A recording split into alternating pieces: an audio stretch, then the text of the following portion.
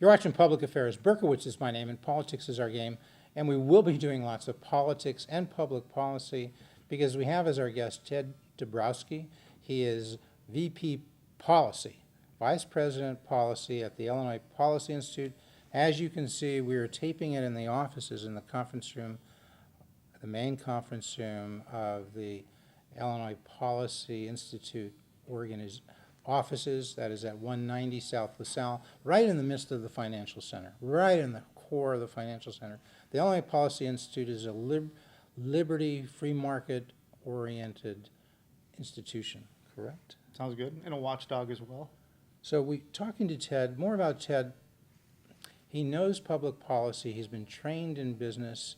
He's been trained in public policy. He's been 6 years at the Illinois Policy Institute. Sometimes they just say Illinois Policy.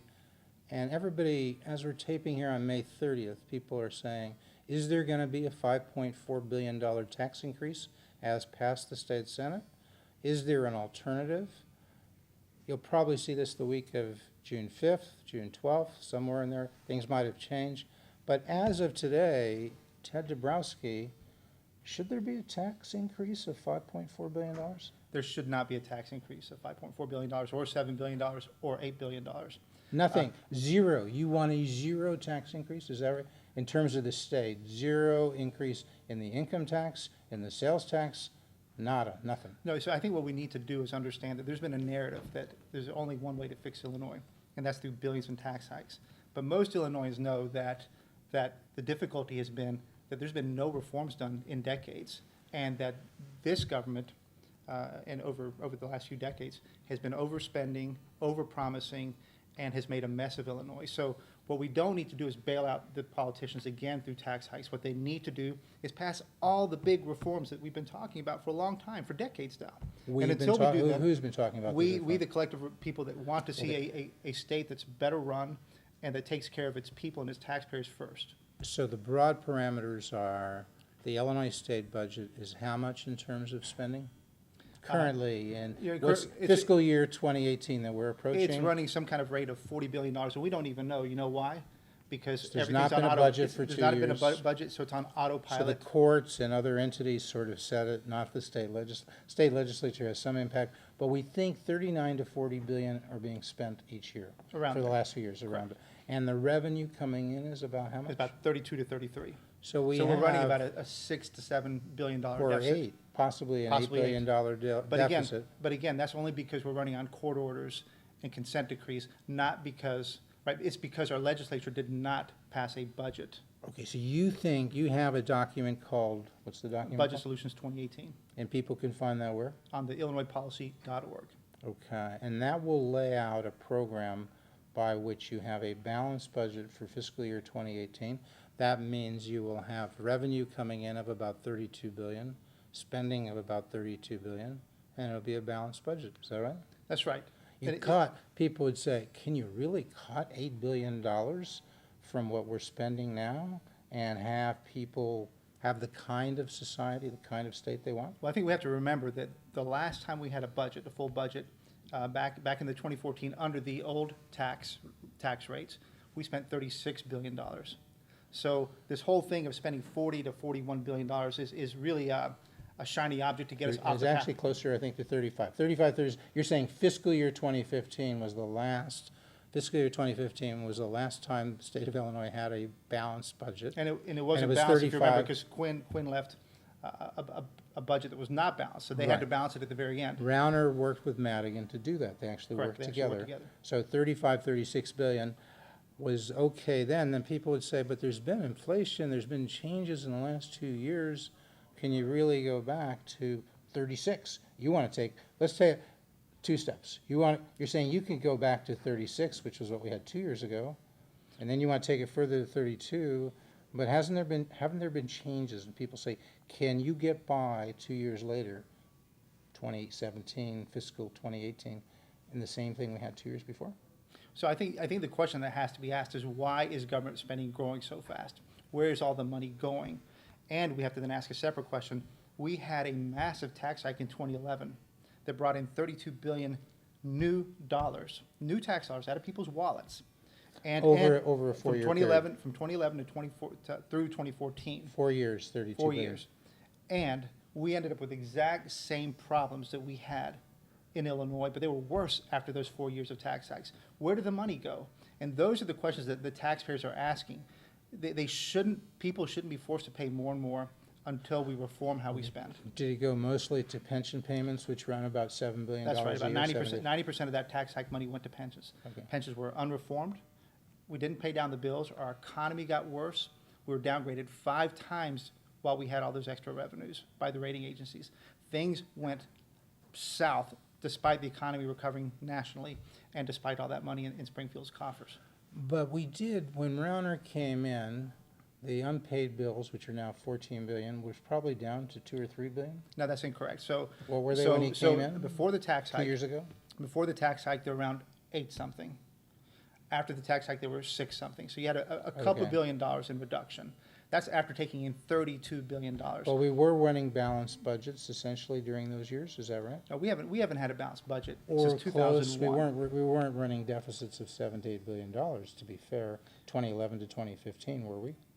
No, we weren't running as big a deficits, no. Much smaller. Much smaller, yes. Okay. Okay, But they That's- were deficits. okay, so what would you do? You're king now, you can do anything to get the spending down to $32 billion from the current 40. Lay it out. All right, so the first thing you got to do is set the narrative that we don't need tax hikes to fix our problems. And you're going to put the taxpayer first, and you're going to say, first thing we're going to do is ensure that all overspending, all waste, all bloat, all duplication, all those things have to go before you ever talk about tax hikes. Okay, let's get to the big things. Sure. There's no line item, as they say, Right. for bloat, to cut bloat. So you folks want a property tax freeze, the governor wants Well, a property let's start tax- with number one. Let's start with Okay, number what one. is number one? We've got to stop creating more and more pension debt. Okay. Every year, that's consuming more So and more true, taxpayer. true pension reform, right? So, right, and the only reform that we can do right now that's constitutional is to move all new workers to 401Ks and give existing workers the option to go into a 401K. That's the most we can do constitutionally. We can also offer some buyouts and things like All that, those self-managed plans? self-managed plans. 401K style? Correct. That is completely constitutional. There's no Constitutional. question about that. No question about that. And what it does is you stop accruing these pensions that we cannot control and which have been politicized forever. So all new employees go into these SMP self-managed plans? Correct. But does that now, people say, and the current employees can opt in if they want, right? Correct. Does that do enough soon enough to allow you to help cut the $8 billion from spending? So it doesn't change the amount of debt we have to the pension funds. It doesn't touch Okay. that, okay? Come But what back it to that does- later. We'll come back to that later Let's because talk about that is a debt. deficit as opposed, stocks and flows. We're talking about a flow, we're talking about getting the deficit down. We'll talk about the 130 or 200 billion Correct. in That's liabilities a later. debt that we have to pay. But Okay. right now, I think what politicians owe the taxpayers is to stop the pension crisis from continuing to get worse and worse every year. And that's what we have now. I think it's an insult, frankly, to the taxpayers. Okay, so now To but ask them to pay explain to but me, hang on, Jeff, but to ask them to pay billions more when they haven't made the one key reform that stops pensions from growing. So that's number one. okay, so now, under this current plan, the state has to put in a payment of $7 to $8 billion, right? Mhm. That's a lot of money. That's almost a quarter of the budget. And it continues to grow every year. But you've got a way to reduce that money by how much? I mean, how do we get, what will be the amount going into pensions when you have a self-managed plan? What will be the savings from doing that as opposed to doing it the way So we're doing now? there's some immediate savings that can be had from some reforms that are in the plan and how we pay that debt over Right. time. But of course, we don't change the debt that's owed. But I'm talking about that flow. Right now, it's a big deal to make a payment of, say, $7 billion. Correct. Can we chip away at that? Can you tell me, can we decrease that payment by $1.5 billion or so?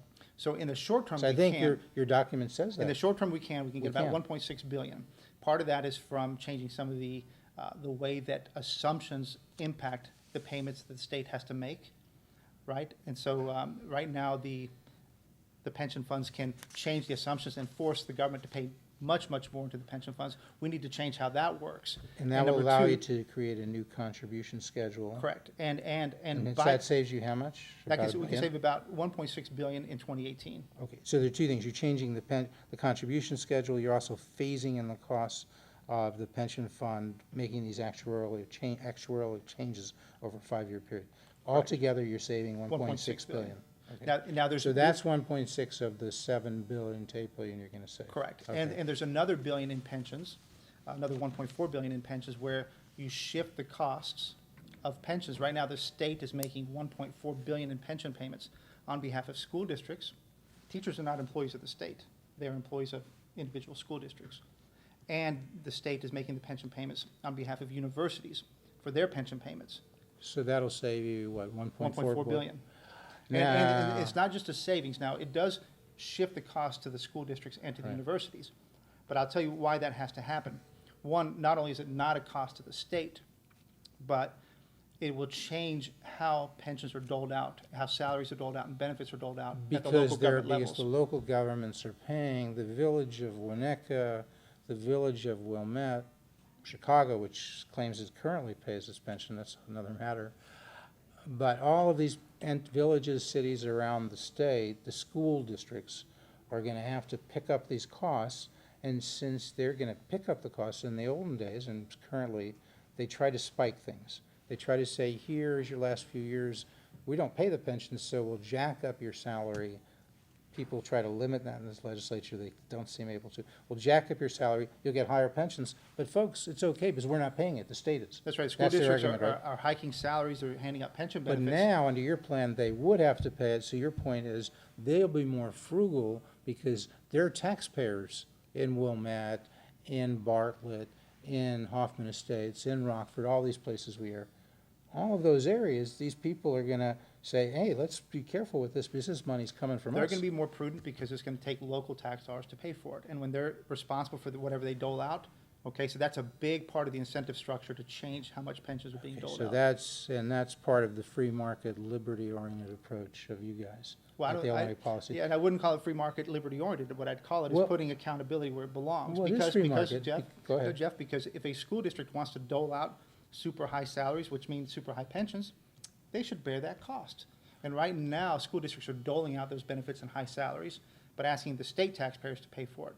And that's where there's a disconnect between a unit of government that doles out the benefits Right. and then who pays for it. Well, I would say free market in the sense, you know, you folks are not anarchists. You understand there has to be a certain amount of government, but you'd like to minimize the role of government.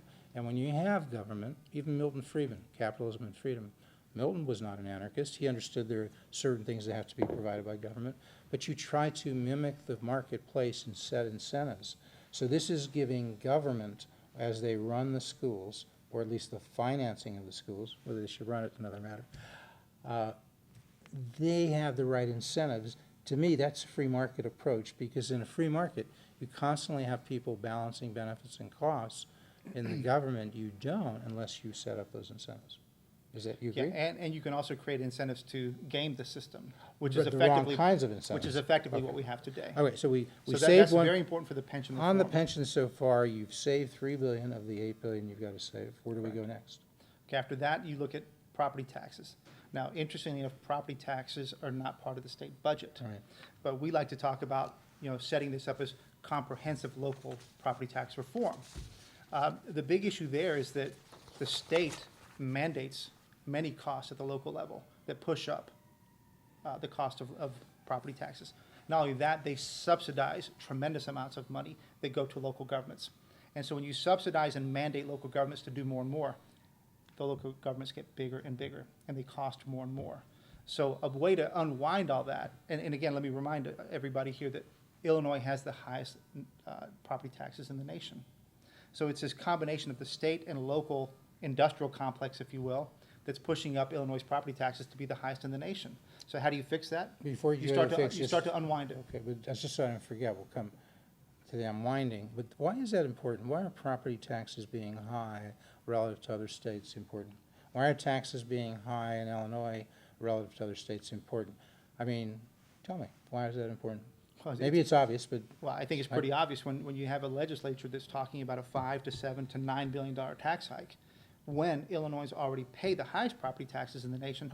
You're wondering, Who does it hurt? How does it hurt the state of Illinois to have higher taxes than Wisconsin and other states? well, I think in the end, you're talking about, this is people's livelihoods. For people to live here, they've got to be able to pay their bills, to save money, fund their children's education, And have a job, and so higher and higher where- property taxes. So aside from the more money's coming out of their pocket, where do they get any of their money, most people? So they get it from jobs. And Jobs, so so higher that's property my taxes, point, is I'm jobs. about to Yeah. get there. So Yeah. higher property taxes mean, right, that employers have a hard time locating in Illinois, or either staying in Illinois or They coming into flee. Illinois. We're They losing flee. we're losing People- population, we're people are losing being- companies. People are being squeezed out of their homes, and all of that creates a negative Okay. environment where you have a declining tax Okay, base. so if you want to freeze property taxes, is that right? Correct. The governor wants to freeze property taxes. I think most people are in alignment with, I shouldn't say most, but there's a big move for everybody in Illinois who pays property taxes. So won't wants the to freeze. Democrats say, we'll give you 2 years? Freeze it for 2 years and then we'll see how it's working. What's wrong with that? Because, you know, it's a radical change to have this freeze. Maybe it's not going to work so well. Isn't that reasonable to try for 2 years? It's not reasonable. We know that in 2 years, the cost will continue to bubble underground, right? Contracts are still going. People can, school districts, governments you can, they mean can, excuse me, they're- they can borrow, they can continue to borrow, they can continue to accrue debt, accrue cost. So what And then when happens the in 2 2-year freeze years? finishes, we're lose. back to normal. So when you say, do you want a permanent tax freeze, a 4-year, the governor's talking about a 4-year tax freeze. When he was thinking about going along with the tax increase, he said, okay, you want this tax increase, you want it for 4 years? Give me a 4-year property tax freeze. You guys okay with that? No, right now, I think we shouldn't be mixing those two things together. I think, Which are the two things? which is saying that we would accept a tax hike if we had a property tax freeze. We've got to remember, we're talking about a property tax freeze at the highest level in the U.S. So it is no gift to Illinoisans. Because it's a freeze, it's not a cut. It's a freeze, right, and you're freezing at the highest level in the nation, so that is not a gift to anybody. So people who are demanding lower cost of government, people who are looking to find more job opportunities, who want to see a more vibrant Illinois, don't need a tax freeze, they need tax relief. Companies that are paying some of the highest property taxes in the nation, they need tax relief. Companies that might move to Illinois want to see a place where So- top property taxes are going down, not up. So if you freeze property taxes, which in a sense prevents them from getting higher, that is a savings relative to what it would be if you didn't freeze them. But then you go ahead and you turn around and give a $5.4 billion increase in income tax. You're In saying exchange for that's that? no good deal because you're raising it on one side, you're keeping it level on the other side. You're saying, no income tax increase. That's not the kind of reforms Illinois You're needs. saying no income tax increase and a property tax freeze. Am I getting that right? Correct. Okay. So if you do that property tax freeze, how much do you save overall? All right, so now let's be real clear about that. How does the state save money from All right, that? so let's be real clear about that. A property tax freeze by itself, high property tax rates, that's not the problem. That's a symptom of the problem. The real problem is how much our local governments spend. We have the most units of local government in the nation, and they are all staffed by heavy, expensive bureaucracies. Okay. So it's a that's- spending, it's a spending by local governments, and the state gets involved because the state subsidizes Subsidizes some of that. that spending. So you would cut the subsidy of the state to the local government. If the local governments are not getting that subsidy, they're gonna spend less. Again, That's correct. they'll spend somebody else's money. It's all the Illinois taxpayers' money, but the local government officials look at it, somebody else is paying for it, right? Well, this is the problem right now, is the local governments get to spend all this state money, but they're not responsible for raising it. So they get a free lunch on that one. What we want to do is make local governments defend their spending. So how much do you save when you embark on this property So tax we save another- for the state? Right, so we save another $2 billion for the state when we embark on that. $2 billion because you eliminate the local government local government distributive fund. Let's call it a- we eliminated- $1.75 billion or so that Correct. goes from the state to these local governments. Correct. So we Okay. eliminate some of these subsidies. And And remember, You let can me get say even the more very, s- very important point, Jeff, is for that to happen, we don't want the local people to be hurt by this. So what we want to do is also pair our reforms with giving local governments the power to negotiate better contracts. Because right now, state laws force the government to pay really high rates for a lot of things. And so by empowering local governments to have more power over the contracts they negotiate, that will lower the cost of government. So you want to empower the local governments to lower their costs, and what is the, or there's several things that are key ways to do it. So one of those is right now, the government is forced to negotiate certain things. A lot of things in contracts with the unions. We need to reduce the number of items that are collectively bargained. And that means the mayor isn't forced to pay up all these extra costs. Does the state need to give the power to the local governments to curtail the scope of collective bargaining? That's correct. So they have to pass that legislation. Right now, Exactly. if Wilmette, if Hoffman Estates, if Bartlett, if, I don't know, Springfield, if they want to do these things, they can't. They can't, right? They're forced by They law. need the state law to Sure. empower them to cut their costs. If they can cut their costs, then they're fine with the property tax freeze because they can live on less because they're spending less. Correct. Is that sort of the Right, theory? and you've got a lot Now, of, is the governor, I know that you're not in politics, but in a sense you are because you're in a political world. So is the governor, I've heard him talk about the property tax freeze, is he talking about this curtailment of the scope of collective bargaining and going to Speaker Madigan and going to Senate President Cullerton and say, look, we need you guys to authorize this change in the law? Because I haven't heard him do that. no, so we're looking, we want to make sure that whatever deals are done Right. include a comprehensive property tax reform. You can't just freeze taxes. It doesn't solve the problem. You've got to do the things that Have we you talked said about. this to the governor? We've laid that out in our plans. We've said it to No, lots but of you people. guys talk. John Tillman's the CEO here, and he probably talks. He's to the governor. Other people talk to the governor. Well, I'm sure the governor and his team know what's in our plan. They know, okay. They know what's in our plan, and they know the kind of things that we're Do you saying. think he's in sync with you folks? You'll have to ask the governor that directly. I can't tell you that. But what I can tell you is that you can't just pass a short-term property tax freeze. That will not solve the problem. In fact, You have to do it these might- other things you're talking you have about. to do- Okay, because we're gonna run out of time. If you do these other things, you save about $3.4 billion in total.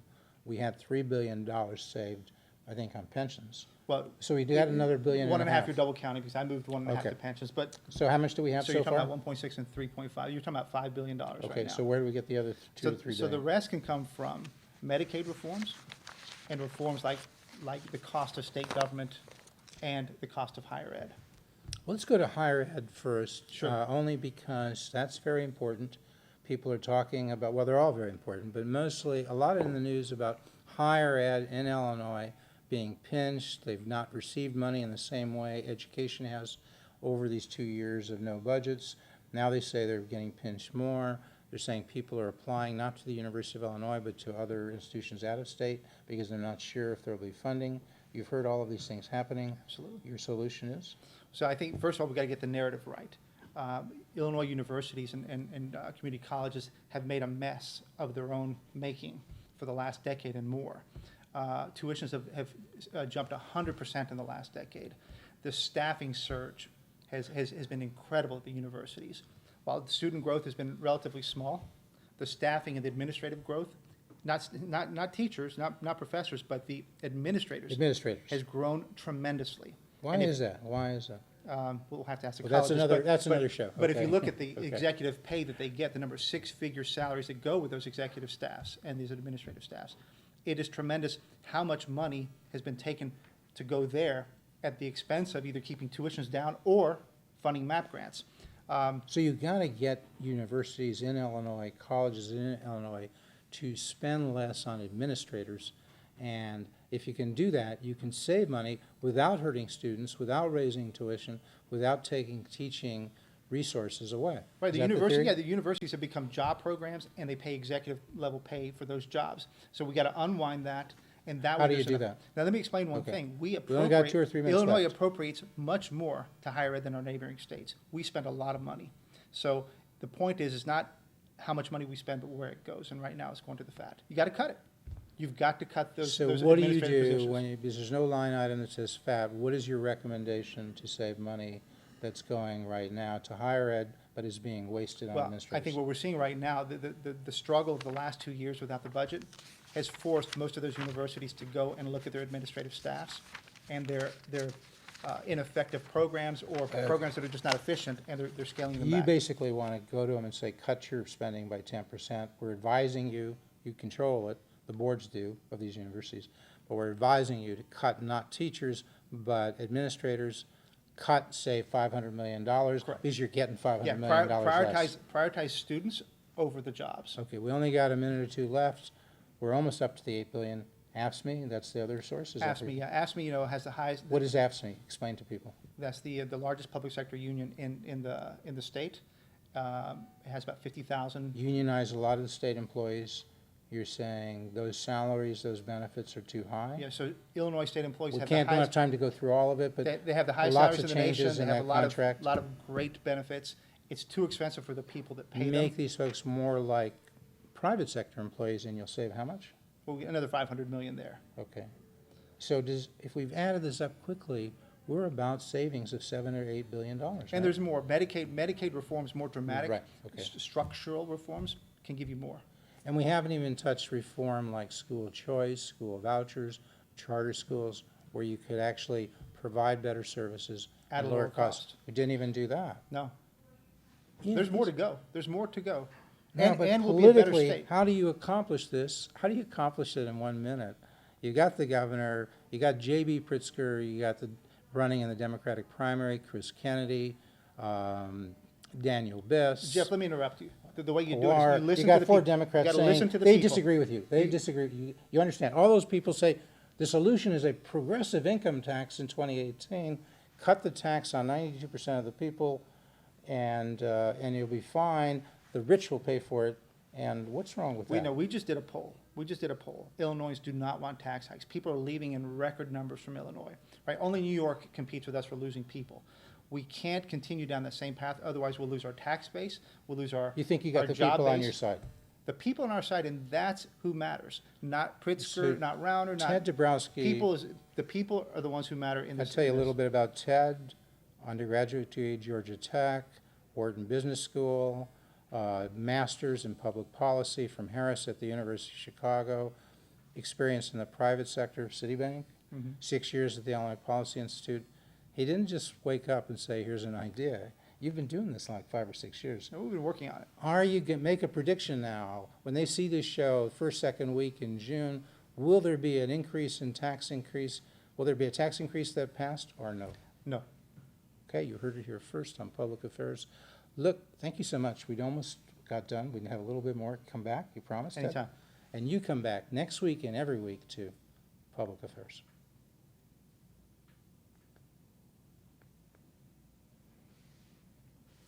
Thank you, Jeff. All right?